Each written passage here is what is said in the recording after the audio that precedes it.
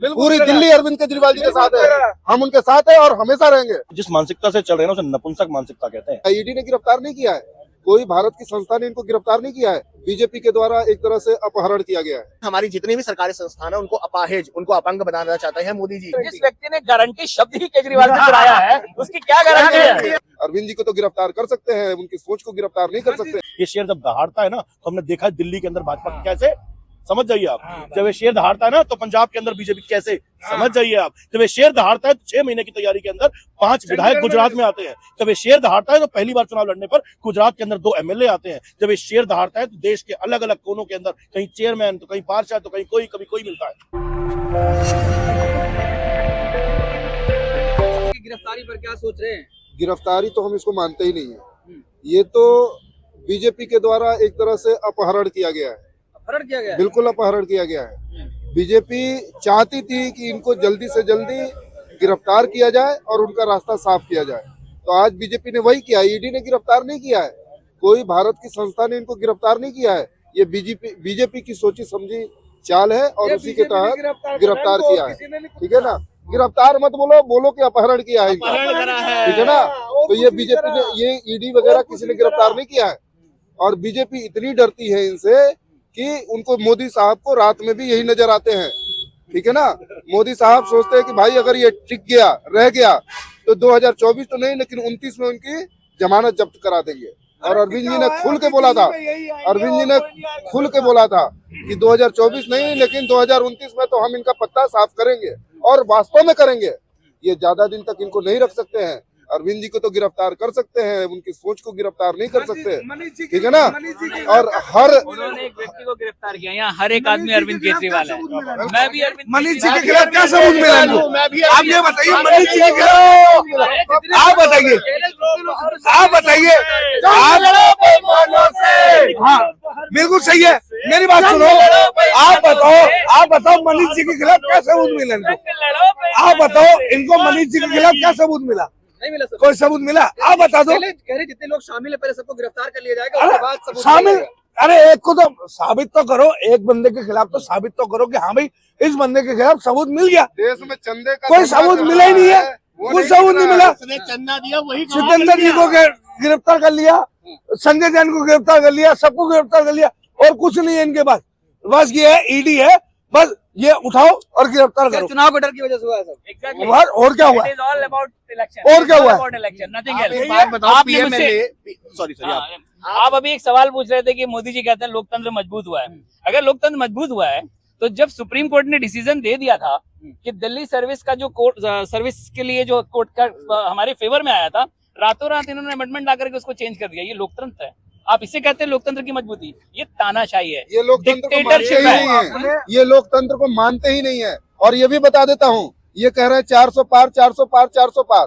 ये आपसे वोट मांगने नहीं आ रहे हैं, ये आपसे हक से बोलने आ रहे हैं कि भैया वोट दो चाहे ना दो, हमारे तो 400 पार है, ठीक है ना। तो ये एरोगेंसी है। मोदी की गारंटी भरोसा है। अरे मोदी कौन सी गारंटी है? मोदी देश का प्राइम मिनिस्टर थोड़े ना, वो तो हमारे बीजेपी का प्राइम मिनिस्टर है भाई साहब। जब देखो बीजेपी है, मोदी की क्या गारंटी है ये बताओ ना। ये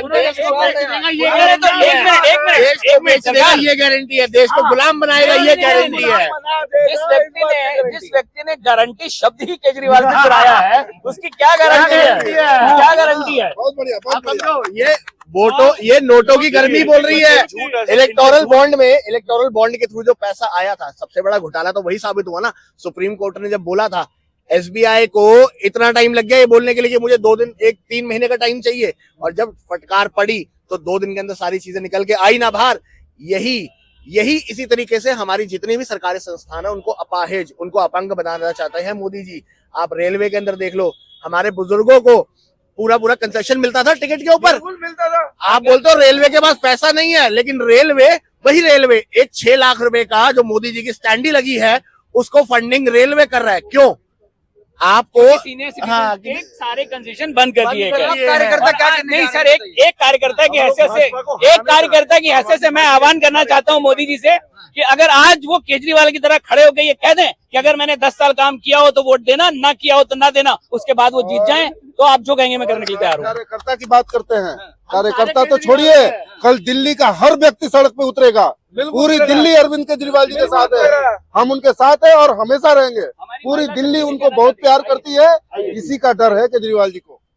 जो भी हुआ है बहुत गलत हुआ है और हम ये इस पॉलिसी का भी विरोध कर रहे हैं जो ये गलत तरीके से इन्होंने अरविंद जी को ऐसे अरेस्ट कर लिया है। दिल्ली का बच्चा बच्चा केजरीवाल है, एक केजरीवाल को अरेस्ट कर सकते हैं, ये जेल भरो आंदोलन होगा, हम भी आगे आएंगे। मैं भी केजरीवाल, हम सब एक केजरीवाल, मैं भी देखिए केजरीवाल। सिंपल सी बात है, मैं पिछले कुछ सालों से, कुछ महीनों से हमारे जो देश के प्रधानमंत्री श्री नरेंद्र मोदी जी हैं उनके लिए एक शब्द का इस्तेमाल करता हूँ, झूठाधिपति चौथी पास राजा नलायक। झूठाधिपति भी है, नालायक भी है, चौथी पास भी है या नहीं वो तो बताएंगे वो, क्योंकि चाय बेचने के लिए तो भैया एमबीए वाला भी होने की जरूरत नहीं पड़ती। कई बार तो चौथी पास ही होकर काम चल रहा है। सुनिए तो सही, देखिए जो उनकी मानसिकता है, चाहे वो भारतीय जनता पार्टी के हर एक अंधभक्त की हो, चाहे वो हमारे प्रधानमंत्री नरेंद्र मोदी जी की हो, जो ये जिस मानसिकता से चल रहे हैं ना उसे नपुंसक मानसिकता कहते हैं। और इस नपुंसक मानसिकता का इलाज सिर्फ एक ही राजनीतिक पार्टी इस देश में बांध सकती है, उसका नाम है आम आदमी पार्टी। जिसके नाम के अंदर आम आदमी लगा हो तो सोचिए जब वो संगठन है किस ब्याज पे लाके इनको छोड़ेगा। भाजपा ने जब पहली बार अपने कभी 1 या 2 सांसद जीते थे, उनको भी 30 साल का वक्त लगा था। 10 साल के अंदर राष्ट्रीय पार्टी बनी है। दिल्ली को बोलते थे, अभी आज ही मैं एक बड़े न्यूज चैनल पे देख रहा था, एक बहन हमारी एंकर बोल रही थी कि एक क्षेत्रीय नेता ही तो है। सही कहा उन्होंने, क्षेत्रीय नेता ही तो है, लेकिन किसी चीते और शेर से कम भी नहीं है। हम उस शेर की तरह नहीं है जो सिर्फ हवाओं में होते हैं, हम उस शेर की तरह नहीं है जो सिर्फ कागजों में होते हैं। ये शेर जब दहाड़ता है ना तो हमने देखा है दिल्ली के अंदर भाजपा कैसे, समझ जाइए आप, जब ये शेर दहाड़ता है ना तो पंजाब के अंदर बीजेपी कैसे, समझ जाइए आप। जब ये शेर दहाड़ता है तो 6 महीने की तैयारी के अंदर 5 विधायक गुजरात में आते हैं। जब ये शेर दहाड़ता है तो पहली बार चुनाव लड़ने पर गुजरात के अंदर 2 एमएलए आते हैं। जब ये शेर दहाड़ता है तो देश के अलग अलग कोनों के अंदर कहीं चेयरमैन तो कहीं पार्षद तो कहीं कोई, कभी कोई मिलता है। ये किसके लिए काम कर रहे हैं? अरविंद केजरीवाल किसके लिए काम कर रहा है? आम आदमी के लिए। हमें क्या चाहिए? एक आम व्यक्ति को, एक आम वोटर को, एक आम जो दिल्ली में रह रहा हो, तो देश के किसी भी कोने में रह रहा है, हम सब भारतीय हैं। हमें क्या चाहिए? हम सुबह उठे, हमें तो चाय पीनी होती है, हम तो चाय पीनी होती है, खाना खाना होता है, सिलेंडर है सस्ता हो, पेट्रोल थोड़ा सस्ता हो। सर 1 मिनट दीजिएगा, महंगाई थोड़ी कम हो। हम अगर बच्चे को, अगर मैं एक रिक्शे वाला भी हूँ तो मुझे अपने बच्चे को पढ़ाना है। शिक्षा पर अधिकार सभी का है, शिक्षा पर अधिकार सभी का है। अगर मैं किसी कॉन्वेंट बड़े स्कूल में अपने बच्चे को नहीं भेज सकता तो एक ये मुख्यमंत्री का और एक अच्छी सरकार का दायित्व बनता है कि वो हमारे बच्चों के लिए ऐसी सर्विसेज दे ताकि हम उन्हें सरकारी स्कूल में पढ़ा पाए। किसका मन करता है? हकीकत दिल पे हाथ रख के बताइए। आप मीडिया वाले भाई बंधु खड़े हैं, क्या दिल्ली के सरकारी स्कूलों के अलावा किसी और सरकारी स्कूल के अंदर अपने बच्चे को भेजने का मन करता है? दिल्ली के अंदर अगर किसी का एक्सीडेंट हो जाए तो आंख बंद करके, बिना डरे, सीना चौड़ा करके आप उस व्यक्ति को ले जाकर किसी भी प्राइवेट अस्पताल में इलाज करा सकते हो। ये भी तो एक कॉन्फिडेंस दिया है ना आम आदमी पार्टी।